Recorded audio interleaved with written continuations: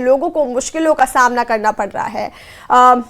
बाकिन के अधिकारी दिन रात सड़क कनेक्शन ठीक करने की कोशिश कर रहे हैं। हालांकि आखिरी रिपोर्ट के अनुसार बाकिन के अधिकारियों ने केरन और माछल सड़कों को लगभग ठीक कर दिया है, जबकि करनाह कुपवाड़ा हाईवे लगातार बंद है। उम्मीद है कि कल तक तीनों सड़क कनेक्शन ठीक हो जाएंगे।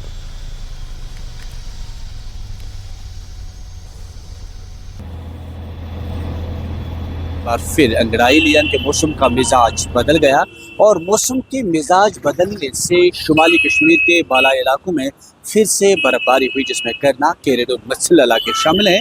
वहां पर बर्फबारी हुई और तीनों सड़क रास्ते आमद रफ्त के लिए बंद कर दिए गए हैं।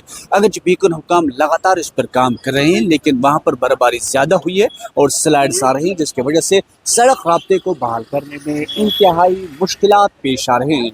ताहम डिप्टी कमिश्नर कुपवाड़ा श्रीकांत बाले की हिदायत पर बीकन हुकाम लगातार इन सड़कों पर काम कर रही है, ताकि बालाई इलाकों का राब्ता जिला सदर मुकाम से बना रहे, क्योंकि पिछले 2 रोज से करनाह, केरन और मछल का सड़क राब्ता जमीनी सतह पर उसका राब्ता जिला सदर मुकाम से मुनक़ता हो चुका है।